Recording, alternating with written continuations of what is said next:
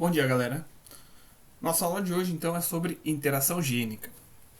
Até agora, nós temos estudado nas nossas aulas de genética os casos em que há determinação de uma característica a partir de um único gene. Tá? Um gene com dois ou mais alelos, com duas ou mais formas variantes, determina uma única característica no organismo.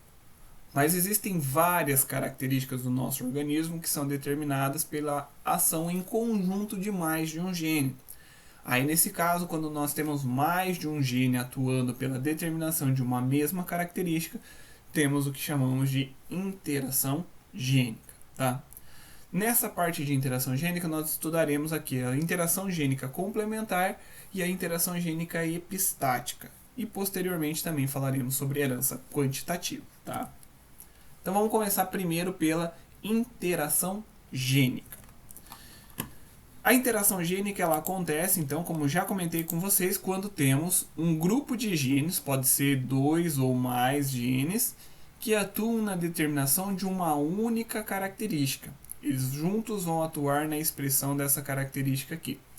Esses genes, normalmente, eles estão localizados em cromossomos diferentes, em pares de cromossomos homólogos distintos, e eles têm atuação em conjunta na determinação da característica do indivíduo, na determinação daquele caráter que nós estamos analisando. Tá? Por que isso acontece? Por que um par de genes ele pode apresentar manifestação sobre uma única característica? Porque, em geral, as nossas características elas são todas determinadas pela produção de uma substância química final, uma proteína final, por exemplo. Para que essa substância química final ela possa ser produzida, ela passa por uma biossíntese metabólica que envolve várias etapas e a atuação de várias enzimas que são expressas por genes distintos.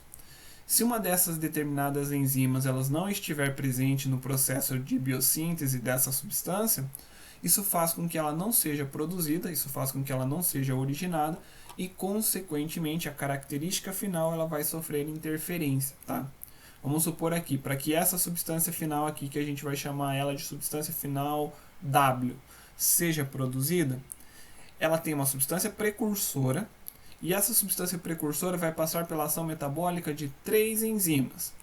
Na ação da primeira enzima, ela é transformada em uma substância precursora A, da enzima 2, ela é transformada na substância precursora B, e na enzima 3, ela é transformada na substância final. E cada uma dessas enzimas é produzida por um gene diferente. Significa que se esse gene não expressar essa enzima, a substância final não será produzida, mesmo os outros 2 genes tendo produzido a sua enzima e determinado a transformação da substância precursora, a substância final não vai ser gerada pela falta da expressão do gene Z aqui no caso. Tá? Então nós temos 3 genes trabalhando em conjuntos para a determinação de uma característica final, que seria essa substância química aqui.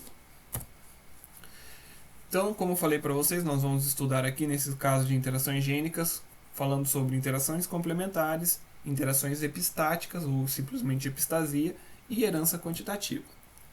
Começando primeiro, então, pelos genes complementares. Quando temos um caso de genes complementares, 2 ou mais genes eles atuam em conjunto na determinação de uma única característica, como é um caso para toda e qualquer interação gênica. Tá? Só que nesse caso, esses genes complementares eles vão gerar padrões de expressão diferentes no indivíduo. Ou seja, a presença de determinado gene determina um padrão. A ausência desse gene determina outro padrão diferente. Tá? Quando nós analisamos um caso de interação gênica onde ocorre um caso de genes complementares, o padrão de manifestação de características na geração F2 ele segue a mesma proporção da segunda lei de Mendel, que é de 9 para 3 para 3 para 1. O que a gente chama aqui da parte genotípica da população, a expressão genotípica dentro da população. Tá? Nesse caso aqui, ele vai ser muito parecido com a segunda lei de Mendel, o padrão de expressão das características. Porém, não se trata de um caso de segunda lei de Mendel, porque na segunda lei de Mendel nós temos 2 ou mais genes, vamos supor aqui 2 genes, atuando na determinação de 2 características diferentes. O gene A determina uma característica e o gene B determina outra característica diferente. Agora, quando a gente tem um caso de genes complementares, os dois genes eles vão atuar na determinação de uma única característica, tá? Mas a proporção fenotípica ele acaba sendo parecido, semelhante com a segunda lei de Mendel. Vamos pegar um caso aqui de exemplo de interação gênica, onde os genes eles são complementares, que é a determinação do tipo de crista em certos tipos de galinhas, em certas raças de galinhas, tá? Uma determinada raça de galinha ele pode apresentar 4 tipos de cristas. O primeiro é a crista, que é chamada de crista ervilha, que tem esse formato. O segundo é chamado de crista rosa, que tem este formato aqui. A terceira é a crista noz. E a última, a crista simples, tá? Que é a mais comum. Para que cada forma de crista seja determinado, isso depende de quais são os genes que estarão presentes nesse indivíduo. A forma da crista dessas galinhas ela é determinada por 2 genes. Vamos chamar aqui então de gene R e gene E. O gene R ele pode apresentar 2 formas variantes, uma forma dominante e uma forma recessiva. O gene E também apresenta 2 formas distintas, a sua forma dominante e a sua forma recessiva, tá? Como que vai ser determinado qual é o tipo de crista que a galinha vai apresentar? Isso depende da interação entre esses 4 alelos aqui determinados por esses 2 genes diferentes, pelos genes R e pelos genes E. Quando o animal nasce com os 2 genes dominantes na sua forma dominante, com a presença de pelo menos um alelo dominante, a crista determinada será tipo de crista noz. Então aqui pode ser Rzão, Rzão, Ezão, Ezão, Rzão, Rzinho, Ezão, Ezinho. São várias possibilidades, mas para ela ter a crista do tipo noz, ela precisa apresentar os 2 genes na sua forma dominante, tá? Pelo menos uma cópia dos 2 genes na sua forma dominante. Agora, quando ele nasce com o gene R dominante, mas para o gene E as 2 formas são recessivas, a galinha vai apresentar a crista do tipo rosa. Se ela tiver o gene R na sua forma recessiva e o gene E na sua forma dominante, a crista da galinha é do tipo ervilha. E se os 2 genes estiverem na sua forma recessiva, aí a crista vai ser do tipo simples. Se a gente for analisar aqui as probabilidades de fenótipos e de genótipos para a determinação dessa característica, genótipos prováveis para a determinação de crista do tipo noz, nós vamos ter aqueles em que tenham então pelo menos uma das cópias dos 2 alelos, dos 2 genes, na sua forma dominante, tá? Então, num cruzamento de indivíduos duplo heterozigotos, a chance de sair um indivíduo com esse padrão aqui de características é de 9 em 16 possibilidades. O padrão de expressão dessa característica aqui para o indivíduo apresentar crista rosa num cruzamento entre 2 animais duplo heterozigotos é de 3 em 16. O padrão de expressão dessa característica aqui também num cruzamento de 2 animais duplo heterozigotos também é 3 em 16. E a chance desse padrão aqui é 1 em 16. Tá? Então aquela proporção fenotípica que vimos anteriormente, de 9 para 3 para 3 para 1, com a diferença que agora nós temos 2 genes atuando na determinação de uma única característica, que é a forma da crista das galinhas aqui. Outro exemplo também de interação gênica e que envolve genes complementares é a determinação da cor da pele da cobra do milharal, ou também chamado de corn snake. É uma cobra muito comum nos Estados Unidos, tá? Ela é uma cobra que vive principalmente no milharal nos Estados Unidos. Essa corn snake, ou cobra do milho, ela apresenta 4 padrões de coloração. O primeiro padrão aqui, um padrão misturado de laranja e preto. O segundo aqui, um padrão somente preto. O terceiro aqui, um padrão somente laranja. E por último, ela nasce albina, sem coloração nenhuma. A determinação da cor da pele desses animais, desses répteis, também é um caso de interação gênica que envolve genes complementares. Ela apresenta 2 genes para a determinação do pigmento da pele. O gene C, na sua forma dominante, ele gera o padrão de coloração laranja. Na sua forma recessiva, a ausência de coloração, portanto, ele vai apresentar características brancas. O gene B, por sua vez, determina um padrão de coloração preto e na sua forma recessiva não apresenta coloração. Significa que se tiver Czão, vai ter cor laranja. Se tiver Bzão, tem cor preta. Se tiver Czinho, mas tiver Bzão, ele vai ter preto com uma coloração branca, misturado com coloração branca. Se tiver Czão e Bzinho, laranja com padrões brancos. E se tiver os dois Czinho e Bzinho, aí ele vai ser completamente branco. Olha aqui, se ele tiver em seus dois genes pelo menos uma cópia do alelo na sua forma dominante, o padrão de coloração é esse aqui, com padrões laranjas e pretos. Se ele tiver para o gene C uma cópia dominante e para o gene B dois alelos recessivos, é dessa coloração aqui, tendo padrões laranjas e brancos. Para o gene C, duas cópias recessivas e para o gene B uma cópia dominante, esse padrão aqui, uma coloração preta com padrões brancos também. E por último, duas formas recessivas, tanto para o gene C quanto para o gene B, então a cobra nasce com esse padrão de coloração sendo completamente albina. E para a gente terminar essa parte de genes complementares, o caso da surdez congênita, quando o bebê ele já nasce com surdez, desde o momento do seu nascimento ele já apresenta surdez. Tá? A determinação da surdez congênita ela também está relacionada com a forma como o nosso nervo auditivo ele é gerado, como ele se insere sobre a nossa cóclea aqui, para que seja geradas as transmissões das informações captadas pela cóclea para o nervo auditivo e ele leva essas informações até o cérebro. Se o indivíduo apresentar as duas cópias dominantes para o alelo D e E, a audição é normal. Agora, se em qualquer uma das situações ele apresentar genes recessivos, aí nesse caso ele vai apresentar surdez. Ele não tem audição normal porque há uma má formação entre a junção do nervo auditivo e da cóclea aqui, para que possa ser passadas as informações entre elas. Então, quando nós temos casos de genes complementares, esses genes eles vão determinar um padrão de herança entre os indivíduos, atuando sempre em conjunto na determinação de uma característica. A segunda forma aqui de interação gênica é a epistasia. A epistasia ela acontece quando um par de genes inibe a atuação do outro, ou seja, um par de genes interfere na expressão do outro.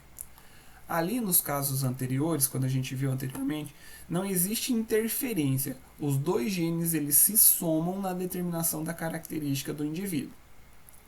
Agora aqui, neste caso, nós temos, no caso de epistasia, um gene interferindo diretamente no padrão de expressão das características do outro indivíduo. Tá? Nesse caso, o gene que vai inibir o outro é chamado de gene epistático.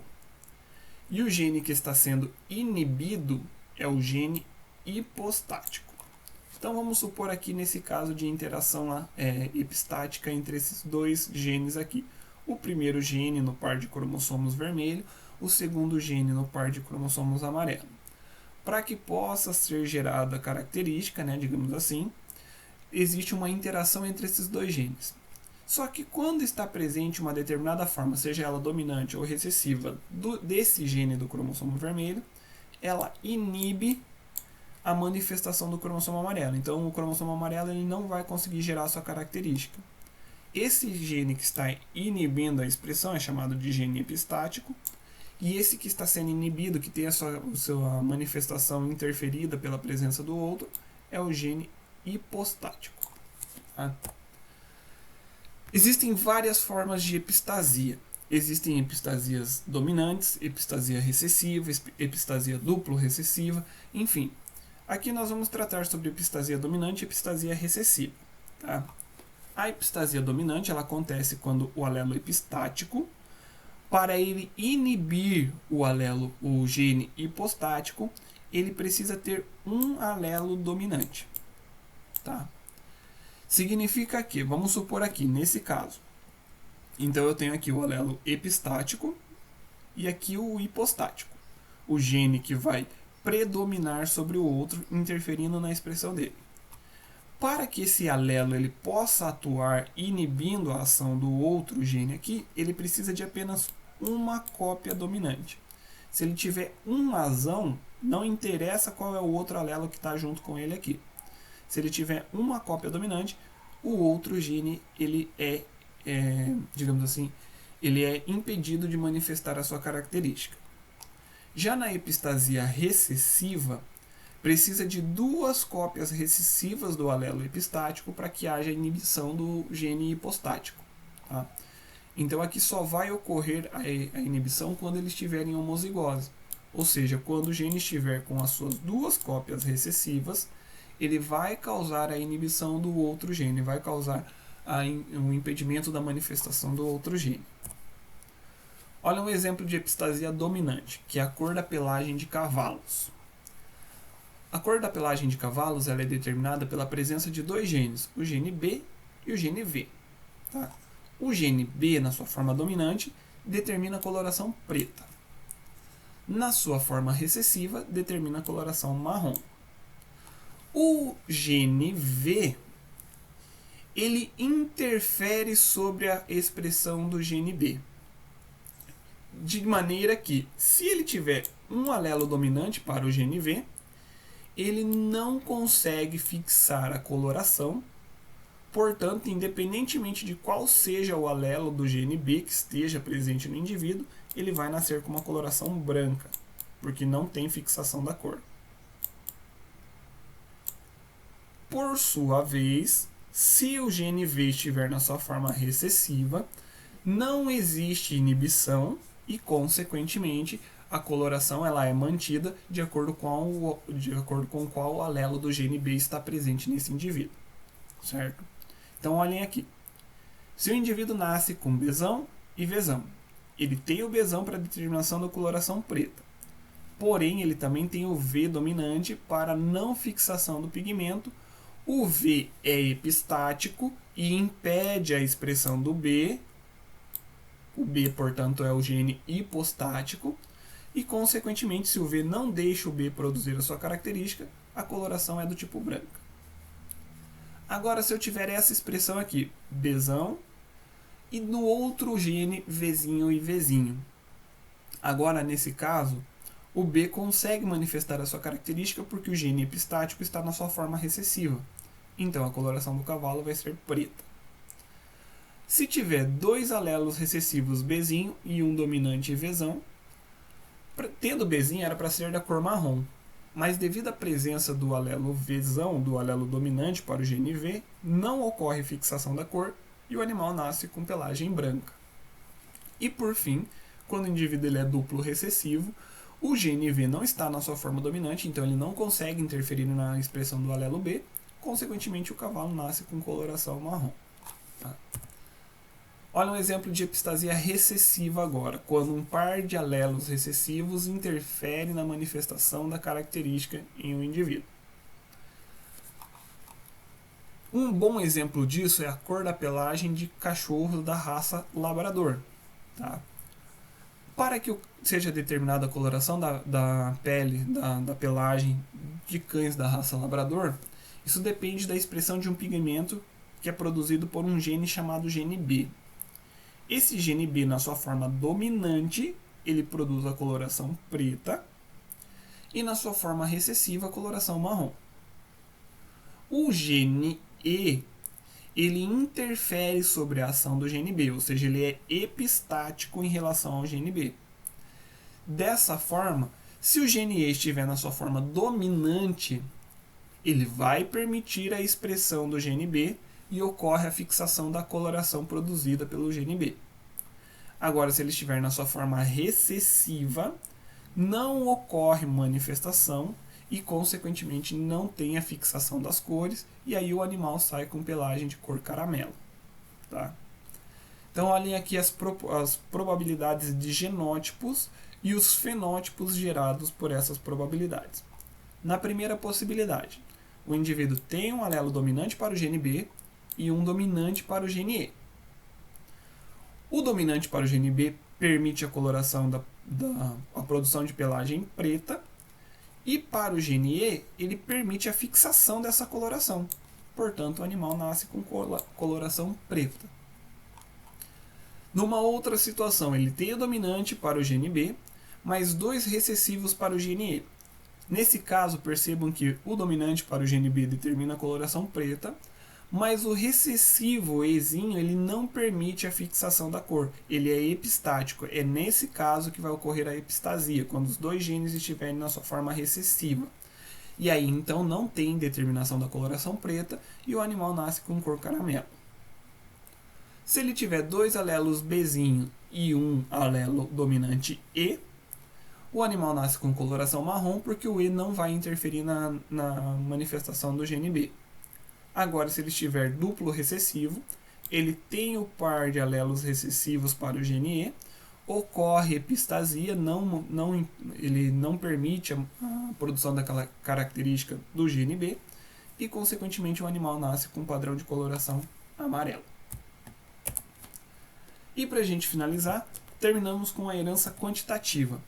A herança quantitativa, polimeria ou herança poligênica é quando nós temos 2 ou mais genes que atuam gerando um efeito cumulativo na determinação de certas características. Ou seja, existe um padrão de determinação da característica, um padrão gradual da manifestação da característica. Essa herança poligênica, ou essa herança quantitativa chamada de herança polimérica ou herança poligênica, as principais características que a gente pode utilizar aqui para poder falar sobre elas são a cor da pele, a cor dos olhos e a estatura. Então, nesse caso, nós teremos 2 ou mais genes que atuarão de forma gradativa na determinação das nossas características. Vamos pegar como exemplo a produção da cor da pele na espécie humana. A produção da proteína que se chama melanina, que é que determina a nossa coloração da nossa pele. Tá? Para determinar a coloração da nossa pele, nós apresentamos 2 genes, o gene N e o gene B. Tá? Esses 2 genes eles apresentam um padrão de expressão que envolve uma herança quantitativa. Como assim uma herança quantitativa? A coloração da pele do indivíduo vai depender de quantos genes dominantes ela possuir. Quantos alelos dominantes ela possuir. Então, para esses 2 genes, para o gene N, o indivíduo ele pode ter a sua forma dominante ou a sua forma recessiva, e para o gene B, a mesma situação, ou a forma dominante ou a forma recessiva. Se eu juntar esses genes aqui de maneiras aleatórias, a gente vai ter o seguinte: o indivíduo ele pode ter 2 cópias do gene dominante N e 2 cópias do alelo dominante B. Então ele tem um total de 4 alelos dominantes. Então são 4 alelos aditivos. Isso faz com que a produção de melanina na sua pele seja muito intensa e, consequentemente, nasce com o fenótipo negro. Agora, se ele tem 3 alelos dominantes e um recessivo, não importa se o recessivo é do B ou do N, mas tem que ter 3 alelos dominantes.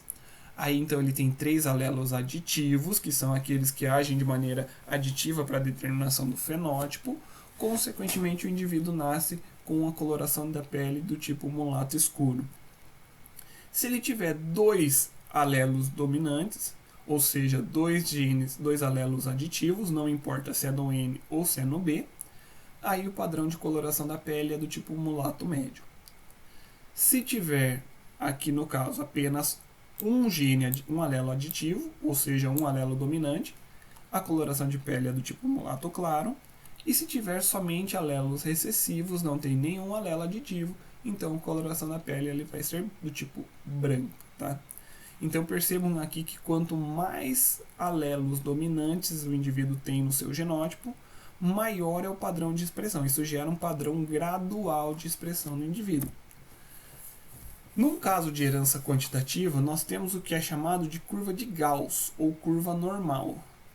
Essa curva de Gauss, ou curva normal, ela determina que quando a expressão de uma determinada característica no indivíduo ele é coordenada por um tipo de herança quantitativa, os fenótipos extremos eles sempre aparecerão em menor quantidade, enquanto os intermediários aparecerão com uma frequência muito maior, gerando então uma curva que é conhecida como curva de Gauss, onde os fenótipos intermediários são mais comuns e os fenótipos extremos eles são menos comuns. Tá? Aqui está mostrando uma curva de Gauss com a estatura das pessoas. Se a gente for procurar pessoas aí, for determinar um padrão da estatura das pessoas, nós observamos que as pessoas com estatura intermediária, 1,70 m, eles existem muito mais quantidade do que aquelas que têm estatura baixa ou muito alta, tá? Porque a determinação da estatura na espécie humana é um caso de herança quantitativa. Só que daí não são apenas 2 genes, são vários genes que atuam de maneira aditiva na determinação da estatura da espécie humana. E para a gente determinar os números prováveis de fenótipos quando temos uma herança quantitativa, para determinarmos, nós vamos pegar o número de genes aditivos e somar com o número 1. Tá? Então, se eu tenho 2 alelos, significa que eu posso ter um máximo de 4 alelos aditivos. Então, para eu saber quantos fenótipos prováveis podem aparecer na população num caso de herança quantitativa, e nessa herança quantitativa eu tenho 2 genes atuando de maneira conjunta, então eu vou pegar o 4, que é o número máximo de alelos para 2 genes, somar com 1, teremos aqui então que o número máximo de fenótipos é 5. Tá? E ainda quando nós temos um caso, como é o caso da coloração da pele, como é o caso também da nossa da formação ali do nosso sistema digestório, e esse padrão de características ele não é influenciado apenas pelos genes que nós temos em nosso DNA, mas também por fatores externos, pela influência do ambiente. Aí nós temos um caso chamado de herança multifatorial. A pele mesmo, a coloração da pele, ela tem o seu padrão de expressão a partir da herança quantitativa. Ela depende ali, obviamente, da quantidade de alelos dominantes que apresentamos no gene N e no gene B, mas também depende da exposição ao sol. Tá? A gente pode ter genótipo para ser, por exemplo, mulato claro, mas se você viver constantemente exposto ao sol, o teu padrão de coloração da pele não vai ser de um mulato claro, porque você está sofrendo a ação ambiental e, consequentemente, essa característica ela tem influência direta sobre a herança, sobre a influência do meio ambiente onde você se encontra. Tá? Nesse caso, nós temos o que é chamado de herança multifatorial. Certo, galera? Terminamos aqui nossa aula sobre interação gênica. Continuamos na próxima aula sobre ligação gênica. Tchau, tchau. Até semana que vem.